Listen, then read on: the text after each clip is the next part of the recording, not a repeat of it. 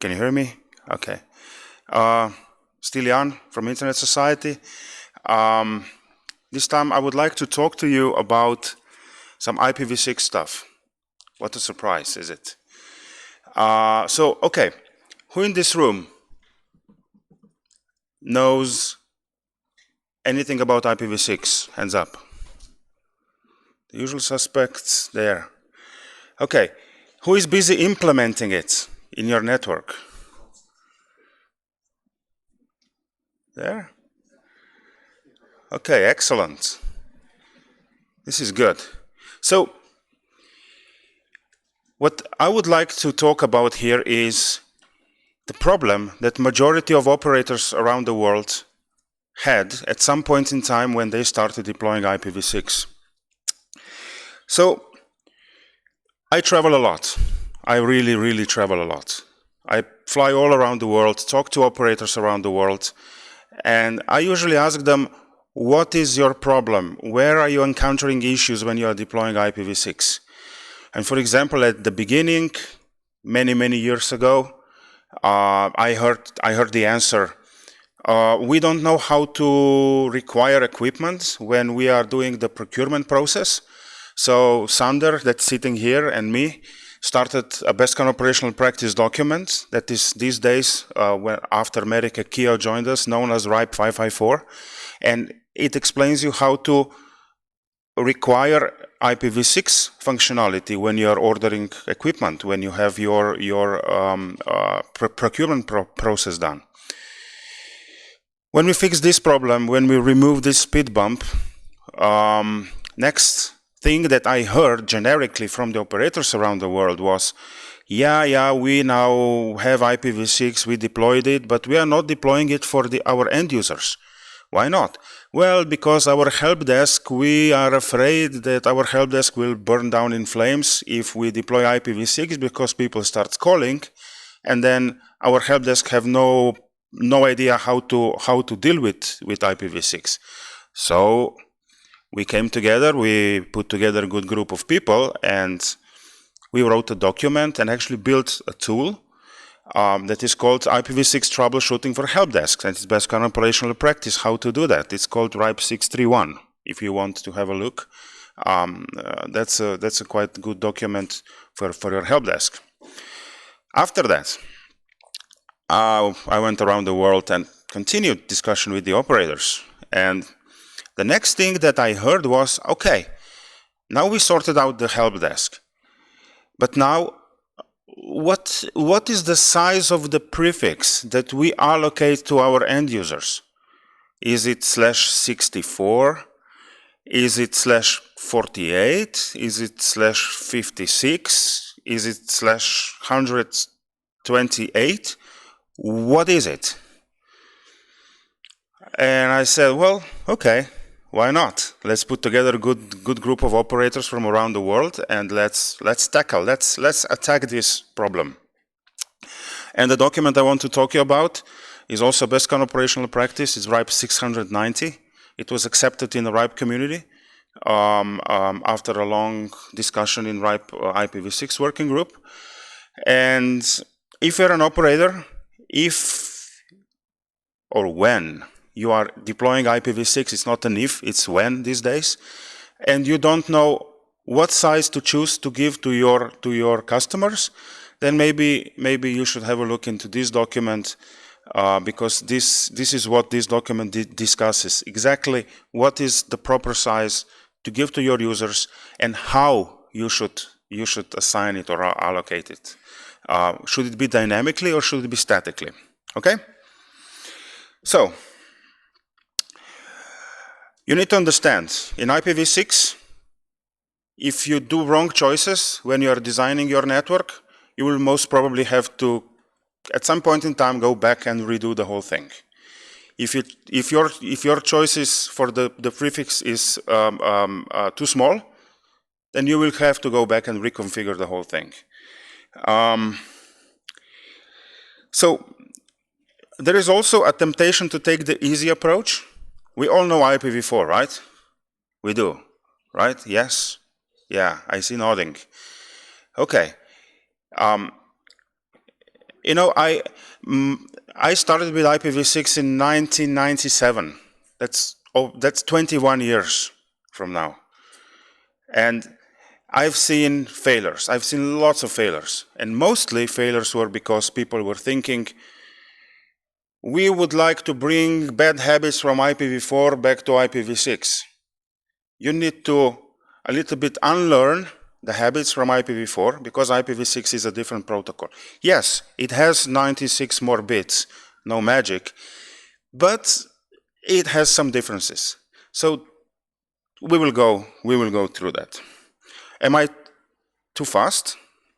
Is okay? Okay, excellent. I'm trying to be paced. All right, co-authors. As you can see here, here is Sander sitting in the first row.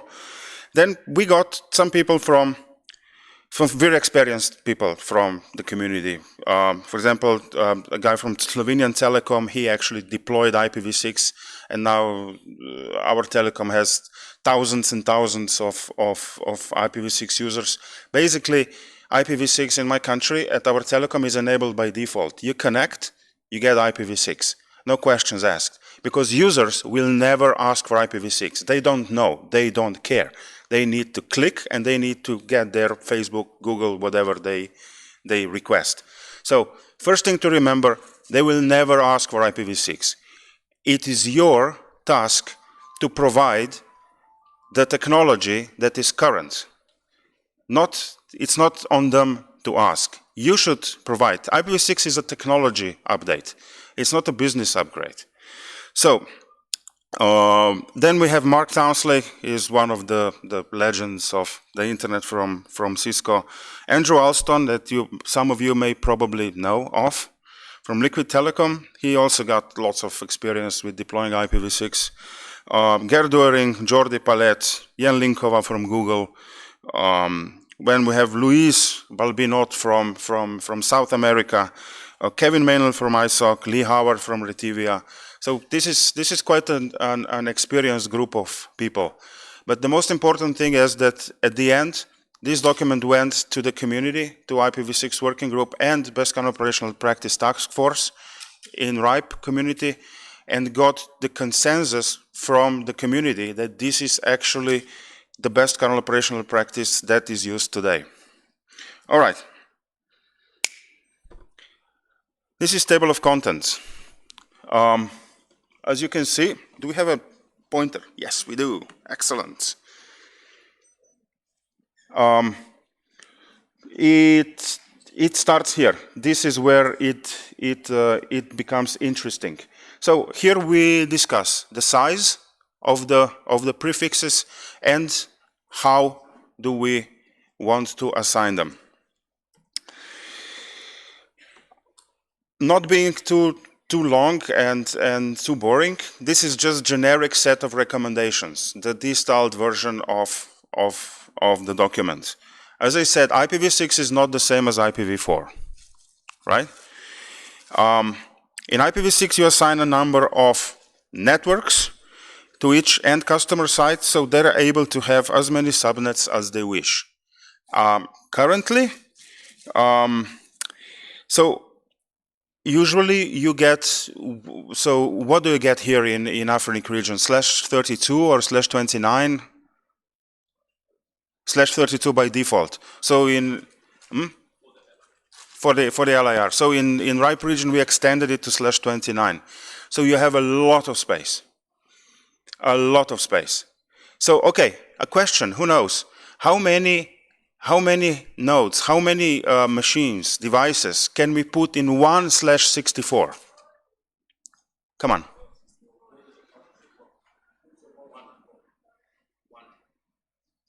Yes, you can, but what is the biggest number? Huh? It's all of them. All of them. MAC address is 48 bits. You have 64 bits. So you can put all of the devices that exist on the planet on one /64. This is the size of a network that you put on one layer 3 interface on your Linksys router back at home that you have. Yeah, this is the size of the network you put on one layer 3 interface, the whole internet square. So think about it. You have lots of space. Don't be shy. Make your addressing plan generous, but not too generous. So what I usually see when I help operators deploying IPv6 is they go, yes, we are going to make the addressing plan. And they fail, usually 3 times. Don't be afraid to fail. Don't be afraid to break some glass, because you will fail. Don't worry. Scrap it. First, usually people make an addressing plan, and they put all their addresses in the very tiny first little bit of their addressing space. And then they want to extend a little bit, and they see that they have no space between the networks to expand. And they go, okay, scrap it. Let's make it another one. And then they go big, and they exhaust all the space. And they go like, oh, okay, 3rd time. This time, majority of people makes it right. Just enough so they can get meaningful stuff out of prefixes. They can put some identifiers in their numbers. Sander wrote a really good document about addressing plans. If you want to learn about that, talk to Sander. It's published on RIPE website. But this is important. And part of your addressing plan is also what is the size of the prefixes that you will give to your customers.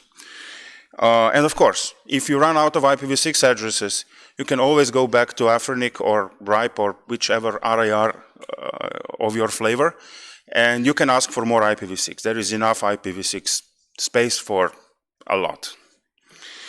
Okay.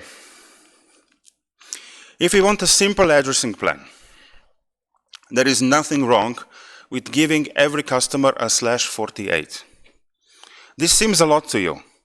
It's like 65,534, or I don't know what's the number, of prefixes that every customer can do. Yes, that's what I'm talking about. Even a residential customer can all of a sudden create over 65,000 networks in their home. Why? Because we can. Because 128 bits is huge. Why? Again, because we can. And it makes your addressing plan very simple. /48 for everybody, and you're done with it.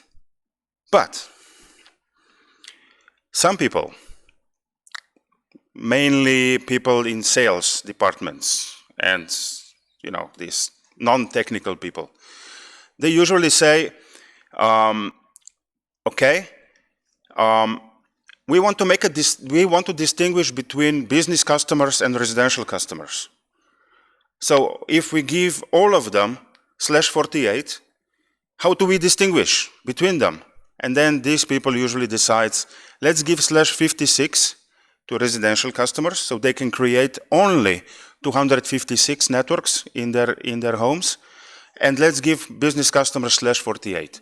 Technically, nothing wrong with this plan, but you might have a little bit to think about your addressing plan, and your routing tables will be populated with different prefixes and so on. Technically, it's nothing wrong with this. If you want to go lower than /56 with the smaller prefixes, don't do that. Many people tried, many people had to redo the whole homework, and majority of them are now using /56 or /48. Lower than /56 is not future-proof. It just shows that it doesn't work. Okay, Hiba was showing me 10 minutes. I have no idea I spent so much time already. All right. WAN links. Why there are network links? Some people use link local addresses. Some people decide to even put some private addresses on it. Don't do it. Use global addresses for your connections between CPE and your network. This is basically mainly for the troubleshooting reasons, because you want to know where packets are flowing. When you do trace route, you want to know exactly over which interfaces packets are going and what is the behavior of the packets. Okay, persistent versus non-persistent. Let me tell you a story from Kenya. An operator deployed IPv6, and they did it in a way that was the easiest possible way to get away with it. So they just put a pool of IPv6 addresses to DSLAM and said, okay, whoever connects gets dynamically one prefix from this pool and be done with it. What happened next was that Google stopped serving them quad A records because they marked them as broken IPv6 implementation. What happened in reality was that every time there was power outage, the CPE rebooted, got a different IPv6 prefix, and all of a sudden, the laptops that were connected to this network had multiple IPv6 addresses from different prefixes, and according to the Murphy's Law, they were using the wrong IPv6 address as the source address. So what happened was that Google is actually measuring if you send a SYN packet, you get back ACK, and you need to get so okay, you send SYN packet, you get SYN ACK back, and then you need to send ACK packet back.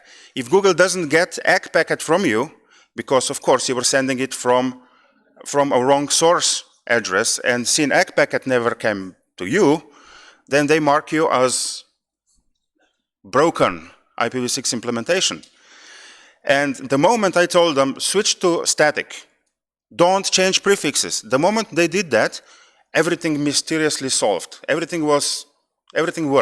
Everything was nice. They called Google, they said, okay, we fixed it. They went to the whitelist. Everything all of a sudden worked. So if you can, make the prefixes as persistent as possible. So usually the lifetime of a prefix for your customer should be longer than the lifetime of Earth, if possible.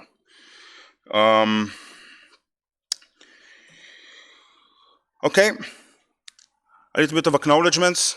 Lots of people was involved in this set of recommendations. You can see it here. There's quite a lot of good people from the community. We had several iterations of editing this document, and here is the link where you can find this document. If you're in process of deploying IPv6, I would suggest you have a look. I'm not telling you that you must use it, but you should at least have a look. And when you have a discussion inside your company on the addressing plan and how you're gonna provision your users, have this in mind, because this is a good document to give to your management and say, look, this is the best practice. Let's follow this. Future work. We have another one in the queue. This time about mail server, how to run a mail server on IPv6 and survive. This is not going quite well lately, but we will restart the work. So if you're interested in these topics, talk to me. We are preparing a new BESCON operational practice on how to survive accessing emails. And with that, Hiba, am I in time? Yeah. Thank you very much.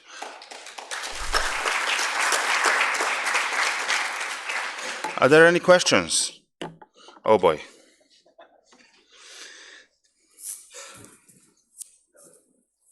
Don't worry, no question, just a comment.